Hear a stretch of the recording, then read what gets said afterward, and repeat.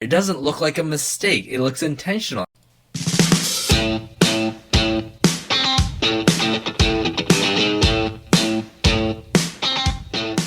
We're back for the Roundtable Show. Welcome to the Photofocus Roundtable for October 2022. Vaya con Dios, Bryan.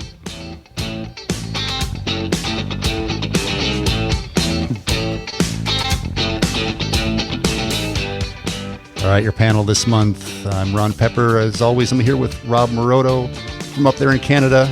We have a special guest co-host this month, Bryan Esler. We're going to learn about his future.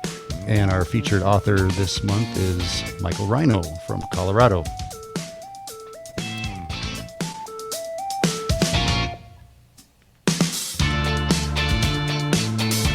All right, let's quickly thank our sponsor before we jump in. Thanks, Photomatics, for sponsoring the show again. Photomatics for HDR Photomatics for high dynamic range photography. I talk about HDR so much I just throw out words fast and quick, but that helped to start my business. I know Rob here as well. We might, if some topics come up about HDR, we'll go with it. But again, thanks very much for Photomatics sponsoring version 7 coming soon. Check it out, hdrsoft.com. All right, and with that, let's welcome in our panel. We've got two new voices here. Let's talk to Bryan Esler from Michigan. It's good to have you on. Thanks. It's going to be a good conversation because there's a bit of an ending and beginning for you. So we'll hear more about you coming up. But how's it going over there in Michigan? It's good. It's cold out, so but yeah, it's good. I'm always the one in the middle of the road, Northern California. Everything's always just about right. Michael in Colorado, how about you? Great. Thank you for having me on. As far as the weather out here, it's cooling off. Probably not quite as cold as what the other two are experiencing in Canada and Michigan, but we are just getting ready to see some frost hit our ground, and the fall color season is just wrapping up in the mountains, but we're getting some beautiful colors down here in town. Yeah, I know we want to touch on fall photography like we've been doing a lot lately. We want to touch on that later, and I know that is a great area for that. Mm-hmm. And hey, Rob, we know it's always cold up there in the Great White North, but are things going? Let me just ask: are you keeping busy? I'm always busy. I've got 3 kids. How do you not keep busy? That was the undertone, right? No, but things are good here. You know, it's not that cold. Surprisingly, it's not that cold. We still walking around in my flip flops here and going fishing, and it's a salmon run season right now, so you get to see all the salmon literally dying swimming upstream to lay eggs. It's you guys get that up there, yeah. I'm from Seattle, and we always had that. We would go see the salmon runs. They'd be going up the ladders, and it was always a thing to take the kids. When I was the kid, that's where we went. It's nuts. You look at it and it's like, oh my god, these fish are literally dying to have kids, and it's so symbolic of how much energy they take out of you. I mean, the kids. we all every species probably sacrifices, but that salmon thing is pretty extreme, right? Have you ever taken photos of that whole episode? I have. Oh yeah. Every fall we do this. We would go up to one of the fish hatcheries, and then we'd start taking photos of the leaves there. And then I got this great video where, strangely enough, it's on an iPhone because, hey, it's waterproof. So I started the video up, falling leaves, panning down to the orange and yellow forest, and then dipping the phone into the water to see the salmon swim by. It was a great video. And then, I didn't know this, but the iPhones are very fragile and they can break very easily and they're not always waterproof if you've sat on it. So I had the video, but it was the last one I took. I bet you listeners are interested in that, actually. Like our iPhones are supposed to be waterproof, but most of us agree, great, but we don't want to test it unless we have to. So you have. Now, which iPhone was that was not exactly waterproof? That was my iPhone 11 Pro. Oh, that's what I And, have right now. Yeah, it was Okay, it was so great. so use the GoPro is what you're saying. Definitely, Yeah. Okay. definitely. Or a casing, like an underwater casing, but that's going a little more extreme. Hey, we should talk about underwater photography another time because we have topics this time, for instance, and we'll hear more about Michael and Bryan as we go because we're featuring them in a couple different ways. But first topic we thought we'd jump right into is happening right now, and when you hear this, probably just finishing, is Adobe MAX big get together, which is an annual event. We thought we would talk about the updates for the photo related products and kind of get our feedback on that. So this is a good place to kind of start going around the table. If we start maybe with, since I'm already on a roll, we'll start with the main Lightroom updates and see what we think about that. They have announced updates to AI masking tools. Artificial intelligence is always a big topic these days in photography and art. Updates to select object, which are probably already good ones to start out with. Are those important updates to you guys? I mean, let's start. Who wants to start? Let's start with Michael this time. Sure. No, I think that's a great update in that. I mean, we've all, been pretty familiar and used the, the select objects and so forth and that over in Photoshop for years. And, to me, I enjoy going and using Photoshop, but I like the ease of what you can get accomplished in Lightroom with features when Lightroom comes out with those. So it's kind of nice to see, I guess, them sort of bridging a little bit of that gap between Lightroom and Photoshop. And I figure the more that I can do in Lightroom kind of lessens the load over there in Photoshop. So, with regards to the select subject, I've been using that now in Lightroom here for the last, whatever it is, I think it was probably about 4 or 5 months ago that they kind of first introduced some of that. And, and I enjoy it. And it sounds like now with the new upgrades that they're going to come up with, they'll probably make it a little bit more effective, more efficient, and, maybe even a little bit closer to what we can do over in Photoshop. So I'm excited about it. Because right now we have just those new selection, kind of that workflow that they redid. That was only a few months ago. Is that right? I think it was actually a year ago. I think. Okay. It seems like very short time to me, but yeah, it has. So, and do you guys know? And when we're recording this, it's not the official. I don't know how official or how they're putting it out. But when we're recording this, what we have here is being able to edit specific details in a portrait with AI masking. So AI masking for a portrait. Anybody know what they have in mind for that? Does it look? It learns how to look for facial features. Exactly. Yeah. So you're able to edit the eyes, the teeth, et cetera, and so and it'll do each person also on its own editing area. So. Oh wow, that's going to be fun to play with then. Yeah. Well, that'll be good because sometimes all you need is just to add a little bit more contrast and brightness, or contrast and whites to the eyes to make them pop a little bit more, or some sharpening, and then with the mouth, same thing. Just add a little bit more saturation and take down the yellow saturation, right? So, that'd be great if you could do that. Yeah. Do you think this is to replace where, say, a really expert portrait retoucher will have very deliberate, specific work? I like to think that each of us in our own areas of expertise like to take full control. And where I'm not in my full expertise, I like to start with the automatic results and see what I think and take it from there, or maybe use presets. Do you think this is going toward someone? So if you're not a portrait specialist, that you might use this, but if you are a specialist, you might still do all of your own very specific work.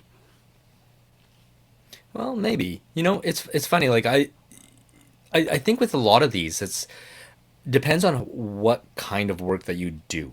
Are you a volume worker? So like, me, my business is all based on real estate photography. So we send out, around 70 photos with every photo shoot. And that means it's more quantity. So to be able to use these, like we use the AI masking tool for sky replacement. And the sky replacement in Lightroom they changed it so that you can select the sky. And what we do is we've got a preset where we have the AI mask select the sky. We take down the temperature a bit, increase the saturation a bit, take down the highlights a bit, and so that the blue sky really pops. But because it's AI computed, when they first came out with it, you could apply that preset onto all of your photos, but then you have to go into each one and then go to the mask and say update, update, update, update. And then just recently, I would say within the last, I don't know, month or so, they came out with another update that made it so that it would automatically update. Maybe that's just been my experience. Maybe that was something that, was always there in the beginning and then I just didn't know how to turn it on. But that made my workflow a lot faster. And so even though, yes, I could spend the amount of time that I do on each photo and make sure that's absolutely perfect for the most part, because we do volume, that automation portion of it was what made this so brilliant and so useful. And I'm sure that if you have a wedding where you have, I don't know, I don't think I've ever shot a wedding with less than 5,000 images that I had to cut down on. So if I could just do AI masking to make everybody's eyes pop and sharp on 5,000 photos, and I can deliver 5,000 photos and let the client decide what they want to keep it on, I think that'd be fantastic. That's what it's going to be for. Okay.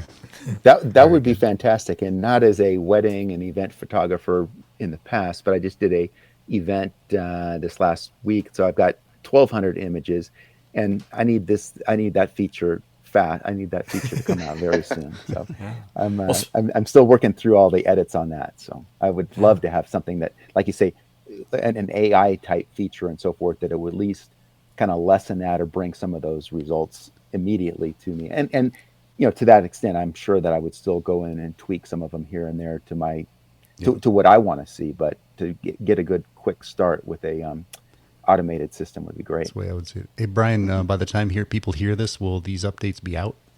It'll be out. I believe they'll all be out by the end of the week. So, yes. Oh, fantastic! And we're recording this the week of the 17th. This will be out on Thursday, the what? Right. 20th? Yeah. Sorry. Yep. So, okay, Bryan, cool. Just on what we talked about, I know that you're getting into event photography, or you have been into event photography, and now it's going to be. Well, see, I was going to hang on to that for when we talked about his business. Well, yeah, but it was such a good segue. I was just going to use it. Yeah. So, Bryan, based on what we just talked about, what do you think about all of this stuff? So I've used a ton of the AI masking and everything. It helps a ton, especially when you aren't able to control the area and everything that you're shooting in. And so it helps a ton. I think these updates will be awesome. So and our jobs are getting I'm easier and excited easier. about it. Well, exactly right. Before let's talk. I'm really interested in hearing actually more about the event photography that you're doing. But really quick, we should mention the other updates. Photoshop for iPad, content aware fill for iPad. Wow. Okay. Mm-hmm. And on selection improvements. Are you guys using this kind of stuff on an iPad? I'm starting to. Anybody? I haven't used it a ton. Especially with but hence and everything, like it helps a bit, but it isn't as effective. So I haven't done it a ton though on there. I have it though. And for my in my landscape photography is what I do a lot of in that, and I really haven't done that much of it on the iPad. Just in that, I usually just feel that I have a little bit more of the controls, more of the tools and so forth available to me on the laptop. So I usually, sometimes if I'm on the fly and I'm traveling or whatever, I'll do some real quick iPad or even iPhone adjustments in that. Yeah. But most of my anything before I'll say publish it or really put it out there to the public, and that it's gone through the laptop, or the real more sophisticated software before I put it out there. Yeah, I've been asked so many times about working on iPads and stuff for different reasons, but I always come back to the same point. The iPad, even the laptop, like especially Mac laptops, the screens are so good that they all look good when I'm editing. And then if I see it on a different screen, God forbid somebody opens it up on some other kind of screen and it doesn't. So maybe it's just after going through all the process of calibrating screens and making sure the right brightness to the light in the room and all this kind of stuff. And then I don't really want to edit on the screen that always makes it look good. That's kind of not, it's risky, right? Yeah. The other thing is, you know, So you look at the Photoshop on iPad. Is it just me, or I find it to be like I've got an iPad Air from last generation, not the M1 generation, but the previous one. Yep. And it's good. It's slow. It's just not quite strong enough. Like, it's fine editing the photos that I've taken on the iPad or on my iPhone, but if I take any of my images from like my Canon 5 DSR, which is a 50 megapixel image, or you know, my even from my Fuji, which is a 24 megapixel image at 6,000 by 4,000 pixels, it's a lot of computation to do on an iPad. Now, with that being said, I don't have I'd love to try out one of those iPad Pros with the M1 chip in it and see how that is, because we all know that the M1 chip in the MacBook Airs and MacBook Pros are just fantastic right now. So maybe it's going to be better on that, but I don't have experience on that. Do you guys? It is. So I have a M1 iPad Pro, and I'm happy on it. It's good. So I'm there. Mine is, I have that, but it's underutilized. I don't have the M1 on my iPad. I have M1 on my laptop, but not on the iPad. I would rather be the other one. I'd rather be like you guys with the M1 laptop, but I take it as it will. I'm happy to see all these step-by-step improvements. I'm making no complaints at all, but I just feel like I just want to, maybe I'm throwing this out as a tip to, if you're doing all of your editing on an iPad, and I'm saying those specifically because Apple works really hard to make everything look really nice all the time and also good. The point is that if you're editing on that, you're risking that it's going to look good all the time. If you rather do that on a properly calibrated monitor and you know that the colors are right, then it's still going to look good on all those devices that make it look good, but it's also going to look good on anything else. That's my point. So sorry about the segue. I robbed Rob of the segue because Bryan is kind of featured. You guys are both featured today, but Bryan has been the managing editor over at Photofocus for a few years, and he's been my, contact boss. Hey, can I do this? What can I do? What can I not do? And he's the guy that's the guy there. He always says yes. And so, of course, I see a lot of articles on the written side from Bryan, and so he's prolific there. He's helping keep organizing all the cats running around to figure out who's doing what. But he's moving on, and he's moving on for the best of reasons, because I know, I've been hanging around Photofocus for some years, and I know that most of us, I was this, and people are currently, a lot of listeners and stuff are people who wanting to, or have just gone pro, or would consider it. And not that you haven't been pro for a long time, Bryan, right? But point is, Bryan's getting so busy that he's going off to be full-time photography and not split focus so much, and mostly in event photography. So congratulations, man. Do you have anything you want to add to that before we just kind of ask you about your new business? I don't think I have a ton to add. So I have been at this, I've been with the team since August 2016. I've been the editor for about half that time or so. And I would say,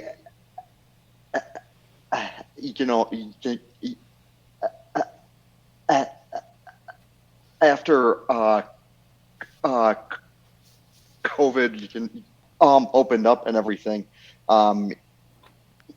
events as a whole have gone up and up and up, and so it's been kind of insane. But so a lot more than prior, you think? Just the it has, yeah. People are just needing that, right? Yeah, Just yeah, wanna jump out. and I would anticipate it'll even out a bit. But I'll take advantage of it and everything when I can. So So we should all be doing that right now. Is get out yeah, there and say, exactly. Before you talk about the cool one you did, a big one. I don't know if it's cool or not. It was big. It is. Do you do a lot? Do you do a lot of events that are that you just bring? You're like guy with camera and one light, like one flash, one light. Did you do a lot of that kind of thing? That's it. Exactly that. So yeah. Do you do ones where you're not allowed to have light? I do. Yeah. It isn't always easy, but it's good. So it's fine. Any quick tips for that? Like, would you put the strobe on the camera and then use TTL? What am I trying to say? TTL and yep, that's it exactly. And I have my ISO up also, and it's fine having it up higher. So you don't have to do. You don't have to do. I like to go back. I was the nerd in high school when this is in the 80s, and I had a film camera, and I had to have the light, and I had it set. So as long as I was within about 4 to 5 feet of the subject, I was great. And that was the only thing I had to manage. And now we have TTL. You just let it do all the work for you. It helps a ton having that. It does. Hey, so the what I was trying to get out of cool versus important or big is tell us about you did politics. Yeah. So I took pictures at a debate actually about a week or so ago, and I had to turn around pictures in a half hour or so. So it was kind of insane, but it was awesome. It was fun. Just you? It was only me. Yeah. You didn't have like a runner, like you give them. Nope. Wow. It was only me, and I did it all on my iPad also and everything. Right. So all on my iPad. So it was awesome having that. Okay, good. Wait. So was it like within half an hour the event was over, and then you did it in half an hour, or was it like ongoing? Like every once in a while you deliver some? So it was a hour-long event, and so I was up there for probably the first 20 minutes or so, and then I went in. I had to import everything. I took about 800 images, and so I'm like, why? But and then I had to edit also. So can I make one? It was up when it ended. So. Mind if I make one of my normal Lightroom complaints? I only have a couple. Sure. I like Lightroom. Yeah. I like it a lot. It would take the whole half hour just to import that many photos for me. Mm-hmm. So that's my. So the standard tip is to M1. Well, I don't know if is it that much faster to import and create the previews and all that. Oh yeah. Oh, it's like almost instant now. It helps a ton having that. Yeah. Get with the times, Pat. Get with the times. I'm gonna have to confirm. So I had some pros recommended some time ago to download Photo Mechanic only for culling because it's so fast. Right. And then I actually, depending on the situation, like if a lot of photos I've done it when I've had the need, is you cull most of them that way and then only import into Lightroom the rest, and then even with the extra step and all that, it still saved a ton of time because there were so many photos. So it's and at home I use after shoot and everything, and it helps on that. They aren't available on an iPad though, so I'm hoping it'll happen here. Someone was introducing Aftershoot. Do you recommend? Yeah. It's awesome having that. It helps I haven't jumped into that a ton on that. So yeah, with the joking aside, did you say what the shoot was? Because we're so it was the governor debate in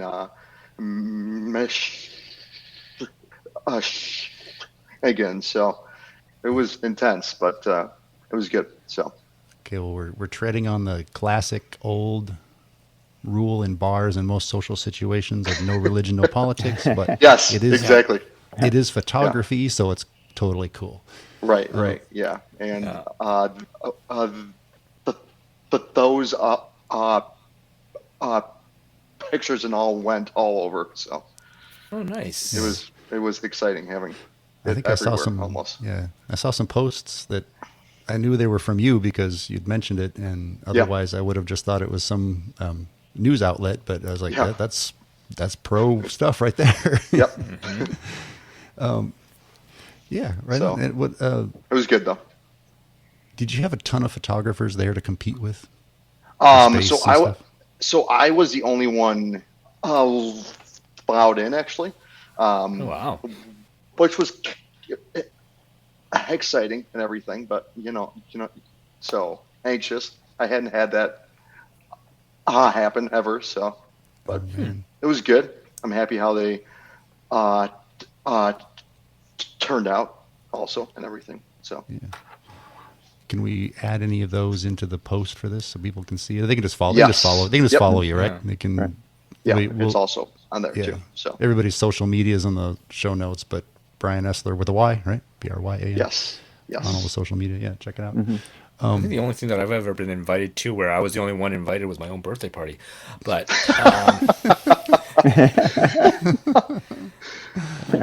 yeah, I mean it happens, right? right, exactly. But yours sounds more exciting. It was good though. It was exciting. So you didn't invite. You didn't. Nobody invited like someone in like an Iron Man outfit or something for you. No, God, no. No, it's not a Halloween costume party. Yeah, but it's yours. I know you're into that. Fair enough.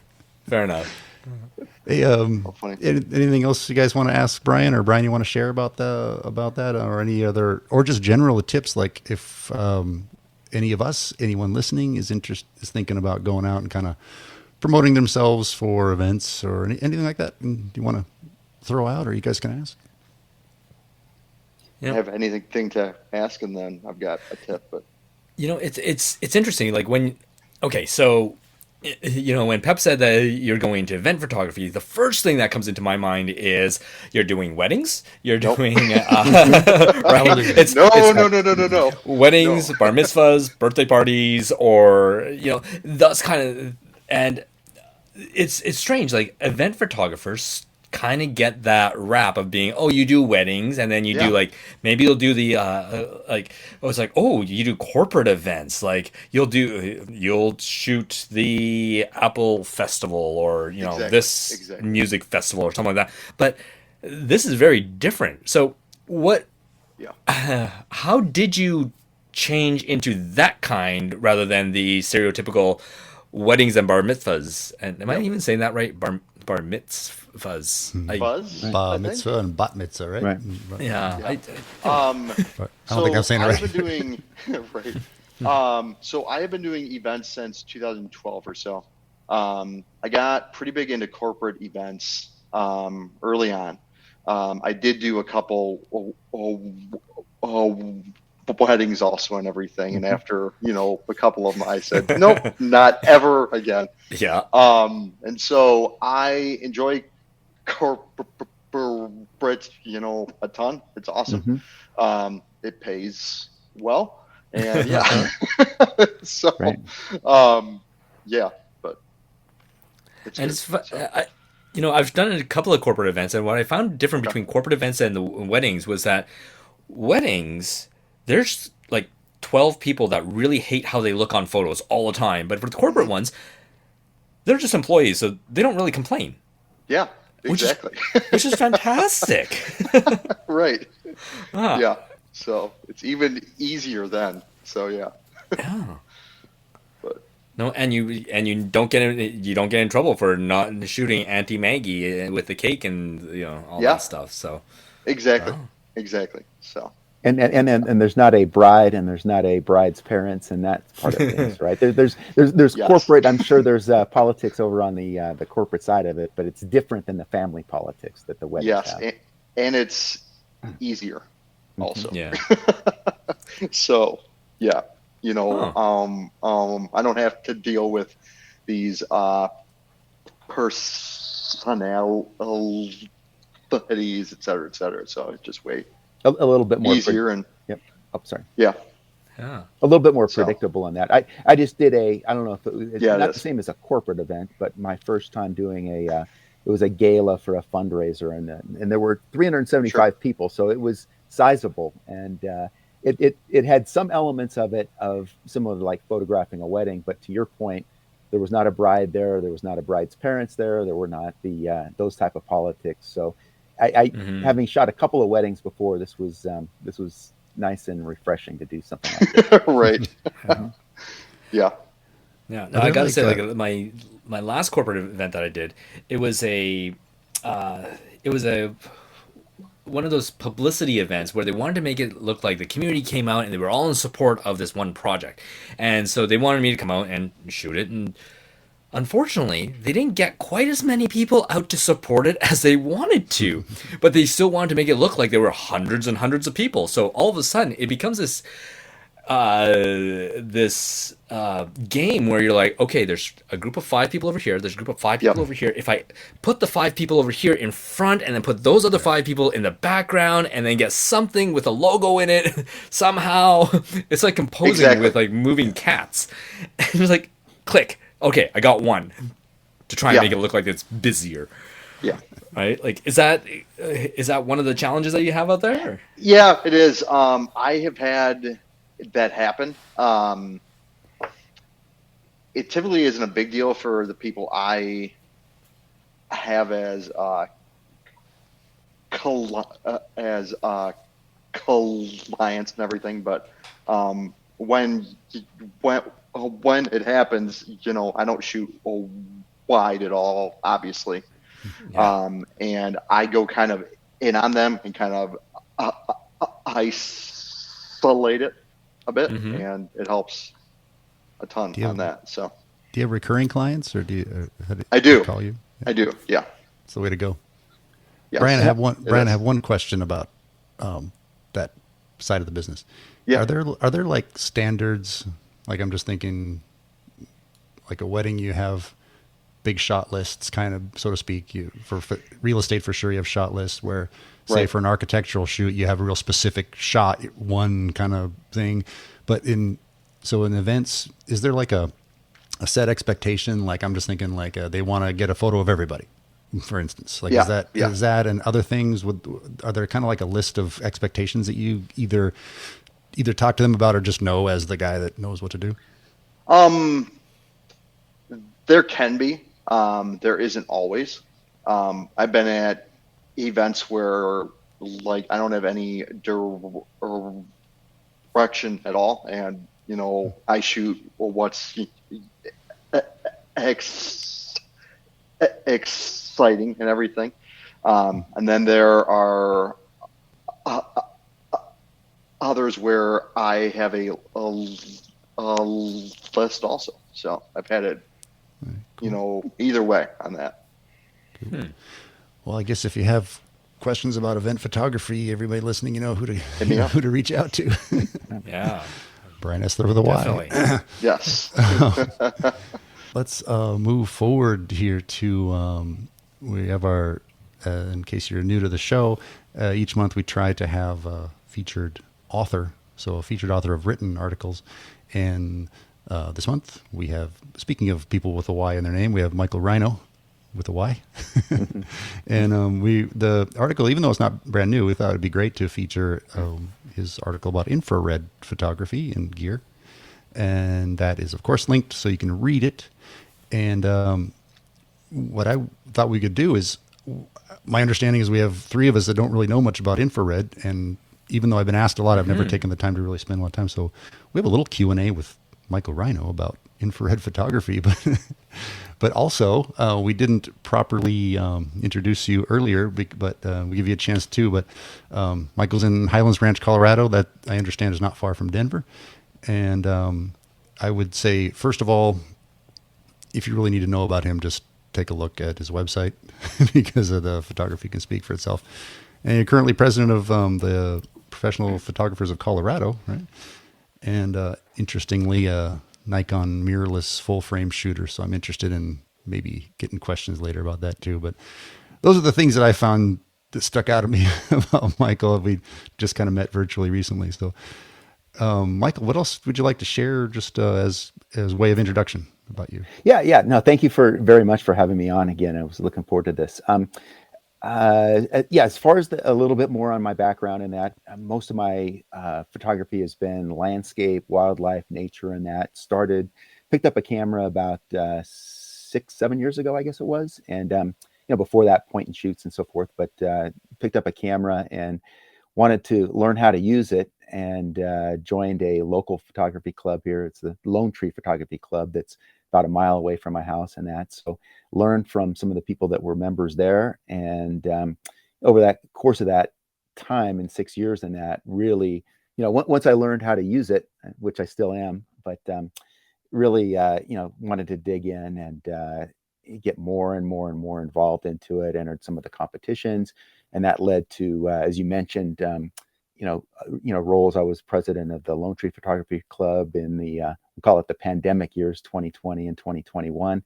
Still pretty involved over there in that, and then now also the president of the Professional Photographers of Colorado, which is a state affiliate of Professional Photographers of America. So with all those things, I've been keeping really busy, but still managed to try and get out and photograph landscapes. And then more recently in that, over the last year in that, I've also been learning to photograph, I'll say, people and portraits, family portraits, headshots, and that sort of thing, which I'm fascinated by, just, again, taking the existing gear I've got, adding a few things, and learning how to use that camera in different ways. Well, I tell you, I was looking at your work, and if you're still kind of relatively new to this, it's very real impressive work on your website and social. So, thank you, thank you. And yeah, so like I say, it's really have enjoyed it. What I have enjoyed about photography over the course of those 6 years is, seems like every time you learn a little bit something new, it kind of opens up a whole bunch of different things in that. So I feel like you'll never have everything perfected, and that's what I enjoy. Is there's always something more to learn down the road in that. That's right. And speaking of that, like you said, I did the article. I guess that article now it was one, I think the first one I did for Photofocus, but that was probably coming on about a year ago now. And then also following that, just I think it was last month, I did with the community hangout, I did a presentation on infrared photography. So that's out there on YouTube now. And again, so a little bit more details that are out there. But to me, when I was introduced to infrared about 2 years ago, actually a wedding photographer, Troy Miller out of California, who suggested that I get into that, myself being a landscape photographer, again, kind of to branch out and do something a little bit different. Prior to that, I think that was October of 2020. A few months before that, I didn't even know anything about really what infrared photography was and what I was getting myself into. But next thing you knew, I got the camera, got it, did a conversion. It's a Nikon D5, which also is a mirrorless camera. It's not quite as pricey as the Z5, I should say, Z5 camera. That's not quite as pricey as a couple of the Z7s and Z6s, but it still does what I need to do for the infrared. Initially I was going to convert a D750, which was my backup DSLR camera at the time, and the recommendation was to go mirrorless, just in that you can use interchangeable lenses a little bit more effectively with the mirrorless than converting a DSLR. And having said that, I continued. What I like about the infrared is again, when I go out on a landscape shoot, I always, naturally bring one or two. I kind of always overdo it with gear, but I'll bring a couple of color, standard color cameras with me, and then the infrared always comes along, and it's just interesting. It gives me another dynamic or another type of images that I'll get out there in the field. Yeah, can you kind of nutshell that for us about, like, I think most of us feel like we know what an infrared photo looks like, but why? Can you tell us what it's doing there? Yeah. So what got me interested in it is once I had seen some of the infrared images that are out there, and when I say that, most of what I do is the black and white. It's kind of not to get too technical with it, but you have different spectrums of infrared that you can go with, and so mine is, I guess we'll call it kind of the standard that people use for black and white photography is the 720 nanometer spectrum. And to your point, what I like about it is there's just a different look to it, different than if I take a color image and convert it to black and white. There's no way that I can get that to look like what I can get out of the infrared image that comes out of camera. And what's interesting about it is when you look at an infrared image, first of all, you look at it and you just recognize that something's different about it, but sometimes people don't exactly know what that is. And what infrared light is, and it's not the same as the visible light to our eyes, but it will make I'll say anything that reflects light goes really light, and anything that absorbs light goes really dark. And so kind of put that in context in a landscape scene, trees, anything with foliage, anything with chlorophyll, leaves, flowers, plants, and so forth, and that go real light. And then they really contrast greatly to say like a blue sky or blue water. So it's what really got me interested into it is just that contrast, and that something different than what I can pick up with my standard camera. That was my favorite thing that you said in the article, I think, was that you pointed out that the reflective light and the absorbing and reflecting, and that made a lot of sense to me, having seen infrared photos over the years, and that really made sense of why those things are happening. So I really like how you explained that. What does skin tone do? Like when Predator switches to infrared light, like would it see the skin tone as reflective or absorbing?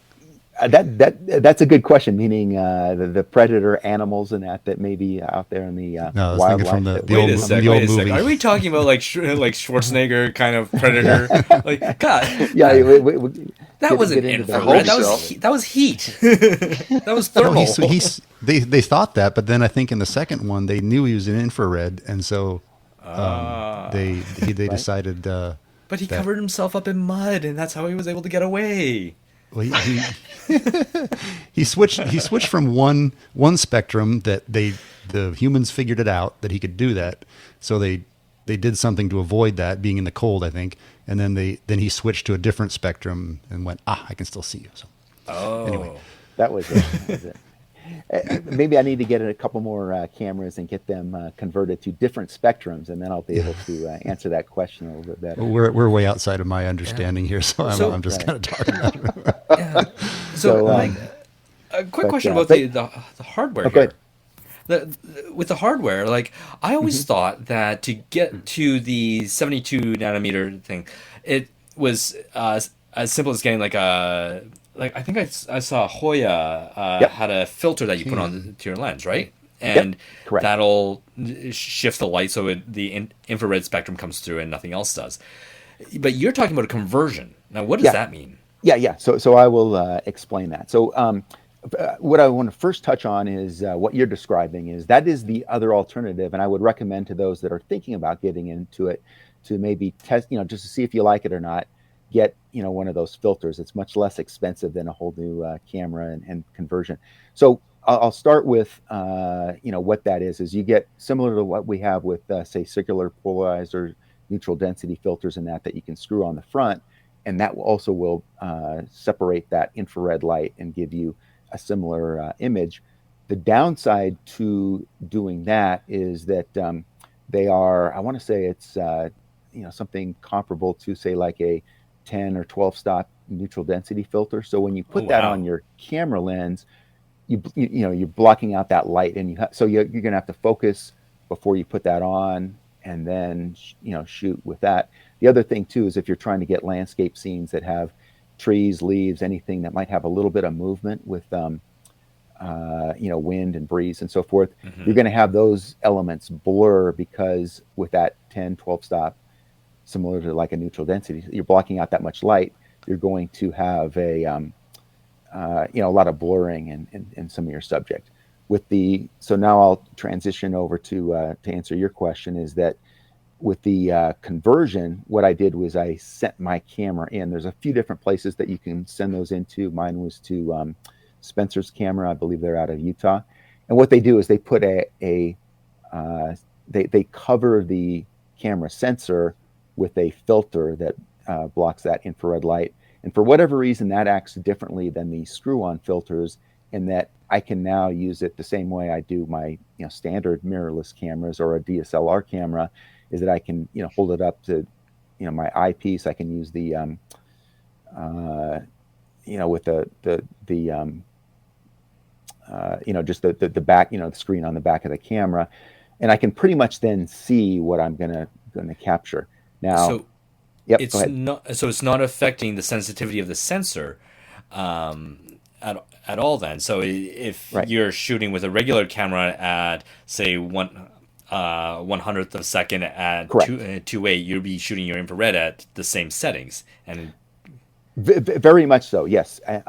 So the settings that I can use with an infrared converted camera, ISO, shutter speed, and aperture, are all very comparable to what I'm using with my standard camera. And there's what I would say is the biggest difference between going that route versus going the route of getting like you said, the Hoya, and I know a couple of others, and that have infrared filters that you can screw on the lens. does that conversion affect the autofocus, or say like if you just put it into the A for awesome mode and shoot it like These are all great questions.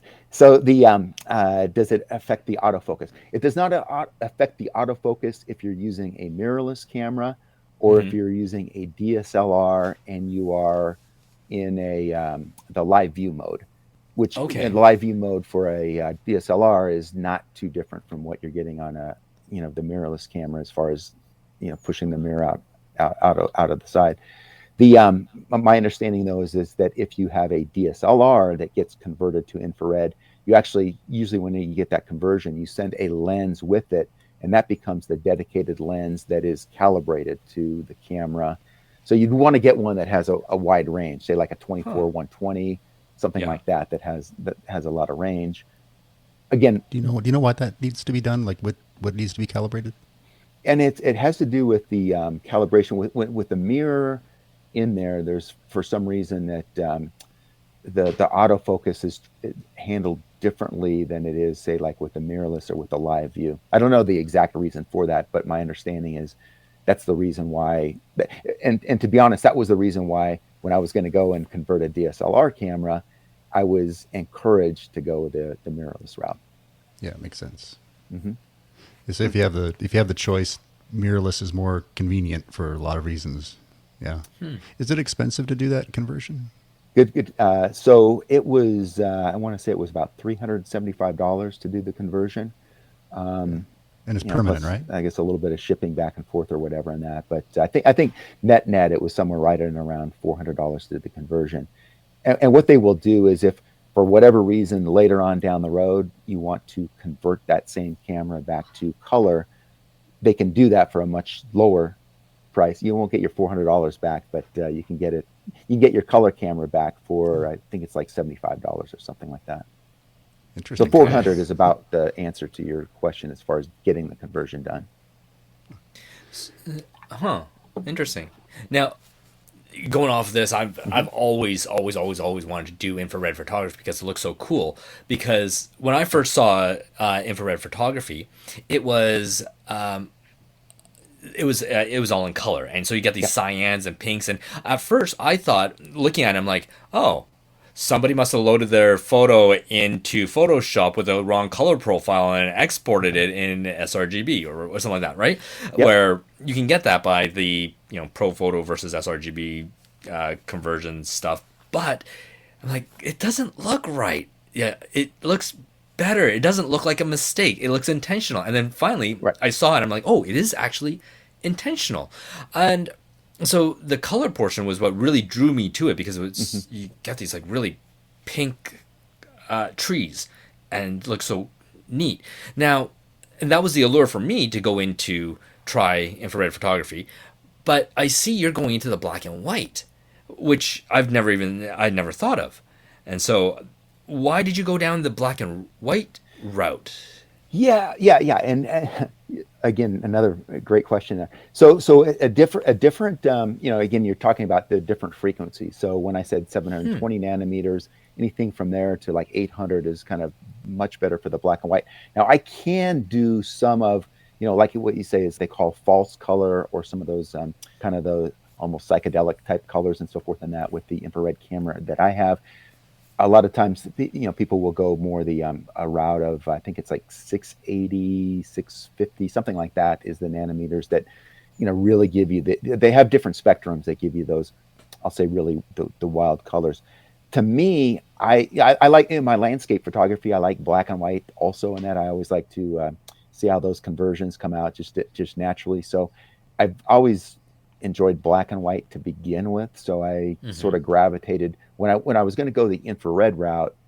My decision was to go with the one that is going to give me some, what I'm interested in is the more interesting contrast in that I get in the black and whites in infrared versus what I can get with my conversion of standard color image. Okay, no. It brings back the whole infrared discussion, because I used to get asked a lot about it. Kind of went off the table, fell off the planet or something, and then we're back. So appreciate that. Sure. Bryan sure is quiet for the infrared talk. Well, I'll throw out a couple of other advantages too in that. So for those out there that are landscape photographers and wildlife photographers and so forth, we naturally, it's when I'm going out there, it's not uncommon for me to get up at 2:30, 3, 4 o'clock in the morning or whatever, and that to go get someplace before sunrise and get that soft light. With the infrared, you actually the light during middle part of the day is actually a little bit better than sunrise, sunset. You want some of that contrast. So I tell people that perfect. One of the other benefits to it is, if you're a landscape photographer, I still tend to go out there early because I still want to get the nice soft light for my color images and so forth. But if I can just be going around, driving through the mountains or whatever and so forth, middle of the day, and if I've got my infrared camera, better if you've got a few clouds to kind of give some interest to the sky and some other things and so forth. But I don't have to necessarily get up at those crazy hours in the morning to go get good images. That's excellent motivation. I don't do well early, so I'd be all in that. then infrared is for you, at least as far as like the landscape kind of stuff in that. So. Well, yeah. So I don't know about your events. I don't know that you're going to want to necessarily use your event photography, but other outdoor photography, it's great for. When they ask you what other kinds of photography you do, you can throw that out there and get some work for the location that you're at for shooting there. Great. Like I say, the article, which is a quick read, I read it quickly today, and it's in the show notes. And if you want to really dive deeper, there's a link for the talk. It's a YouTube link in the show notes as well. I would like to bring one more topic, and we'll make it quick because I know we're keeping everybody, listeners and speakers alike, because it keeps coming up. Everybody's on the Q&A show, and feedback and everything is all autumn, fall photography. And this is supposed to be a photography show. We want to talk about shooting as much as possible, right? So really quickly, also in the show notes, I put in a few links, but there are a lot of articles in addition to those on Photofocus coming out all the time. So if you just want some motivation to get out in the fall and go shooting, we've been saying for over a few shows that, man, don't sleep on the rainy and cloudy days. Those can be great days for photography. So why don't we just really quickly, again, there's links in the show notes for some articles, but let's go around the table and get everybody give their favorite fall photography tip. Let's start with Michael. Sure. You just gave one of mine, is look for the bad weather in that. I'll start with the one that, and again, I have an article that's coming out here, I think, in a couple of days on this. But for me, it's do a little bit of research. Know what area you're going to go to, location, and then what's really important is to know what time of the year, what time of the fall season is going to be peak colors in that. I'll say, because here in Colorado, it's typically between early September and right now, as far as like our mountains, the aspen trees and that. And you can miss it if you go to southern Colorado in that first part of September, because the leaves will still be green. So make sure that you're going to the area during what is supposed to be their peak colors. And if you have any flexibility that you can move that by a week or so as that fall season approaches, that's also a great tip, because like, for instance, here in Colorado this year, our fall colors were about a week later than what they typically are. So if you go off of what typical average peak seasons are, you might have missed it if you went to that area during that particular week. Nice. That's good. That was brought up in our I think that was brought up in the Q&A show. Our last episode, we were talking to somebody and they said there's an online resource that you can use to follow the fall colors, and I wish I could remember what that was, but I'm sure that episode 9, check the show notes, it'll be there if whoever's listening. Yeah. And even the Weather Channel has a link out there. If you go to weatherchannel.com, they have a link that will show you where, at any given time, where the peak colors are, and that, as of that date, as of that time. So that's a helpful link. And I use that now, like during the season. It's not necessarily the one that you want to use before the season, because they may miss it also in that, right? But as the season is progressing, you can find out where the fall colors are peaking at that given time. What do you say, Brian? Do you have a good tip for the next month or so? So I have two, actually. I'm sorry. Cool. Go for it. So I did an article actually on this also, and I would encourage everyone to use a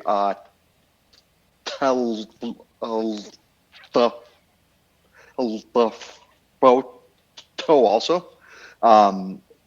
So you're able to capture those details also, and everything. The other thing is when you're editing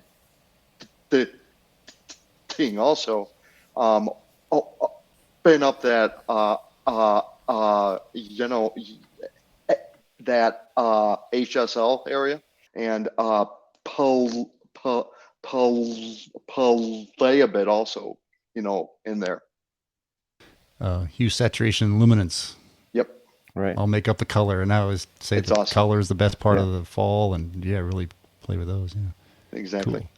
Cool. Rob, what you got?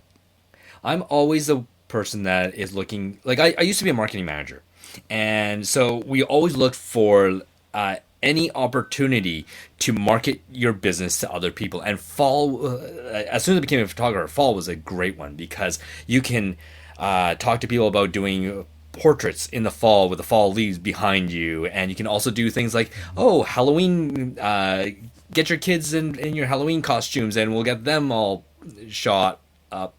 Don't shoot children.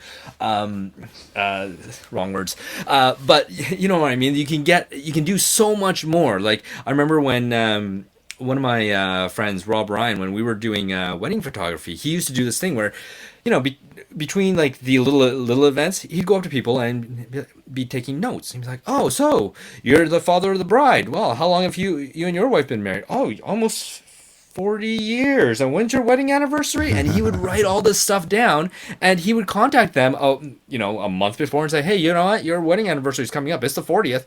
You guys should do a portrait session between you guys. But in the same way, he had this Rolodex of people that he'd contact up, and especially when it comes to things like fall, holy, great time to say, hey, it's back to school. It's autumn. It's this. It's your guys' Thanksgiving is in November, isn't it? Yeah. We just had ours here because, well, we harvest a lot quicker because otherwise we'd be eating frozen gourds and things, and that is awful. But, taking the opportunity now is great. And if you have great venues where like, oh my God, this, Larch Valley has some incredible foliage right now. Don't just think about going out, taking photos for landscape photography and selling prints and stuff. Get your people out there, sell them, sell it to them, sell them. No, sell shooting that, sell portraits to them. Of course. So it sounds like by tripling down on some of the things we've said is fall's like a photography opportunity, not in a couple different ways. Like I was going to triple down on it by saying, I remember, and I still do this, when I was learning a lot of like with light and stuff, I would use it as an excuse to get family members in the leaves, or it's time to get to the pumpkins and just use it for photography practice. And it's like opportunities to do that. And then Rob brings up the business opportunities too. So I think we should name this the Opportunity Show or something. So sounds great. Those are great tips. Let's kind of start signing off here, and I'll give you one. Well, we'll go around one chance to say something at the end, but let me first just say thanks for all those that are sending in questions. Q&A show has been ramping up. We can get more questions, and we've actually been going kind of long on it. So send feedback, good and bad, and questions, of course. That's it. Excuse me, that's it. Photofocus.com/questions. We also accept fan mail, too. Sure, fan mail. I highly encourage the audio questions. You can record it on your device, on the memo, the voice memo, and then just hit send and email it to questions@photofocus.com. Let's just let everyone make one quick plug before we sign off. What would you like? Let's go the other way around. Rob, where do you want to send people to find out? Sounds what good. You want to tell? Yes, of course. Okay, so I am at Rob Moroto in most places, Facebook, Instagram, and I am at robmoroto.com. So you can find me online. I do have an online course for real estate photography coming up sooner or later. Depends on when I can actually get my act together and get things done with 3 kids running around behind me. But when it is out, it will be fantastic, and we will be talking about how to use Photomatics, which is the key driver for our business as well. And aside from that, I do have a YouTube channel. We do keep on putting stuff up there, and if you have any kind of Photoshop issues, problems, or things that you can't solve and you need a little help on, send it to me and I'll make a quick YouTube video on that for you. These are the things that brought Rob and me together to know each other, were these kinds of things. So he's really good at it. Bryan, would you like people to know that you'll still be around, right? Sometime. Exactly. So I will be popping up, I'm sure. And I'll be online at Bryan Esler. That's BRYAN. So yeah. Excellent. Yeah, just let me know if you want to pop back on for one of these sometime. We'll have you on. Michael Ryno with a Y, RYNO. With a Y, right? So my site is very simple. MichaelRynoPhotography.com. Ryno with a Y. And on Instagram, it's the @MNRYNO. I think that's probably where most of my more recent landscape photos and so forth are. As far as what I have going on in my business, actually a lot of what's keeping me really busy right now, as I mentioned, the clubs that I'm involved with, the president of Professional Photographers of Colorado, and right now we're still in the promotional phase of we have a our annual conference. It's November 3rd through 6th. We've got presenters coming in from out of state. We've also got some of our local landscape and portrait photographers that will be presenting there, and some fun social events in that. But again, that's November 3rd through 6th, and covering all genres, including, like I say, landscape, portraits, the business of photography, inspiration, and some other things in that. So we're really excited about that, but still got some seats open if anybody is interested in coming out to Colorado first weekend in November.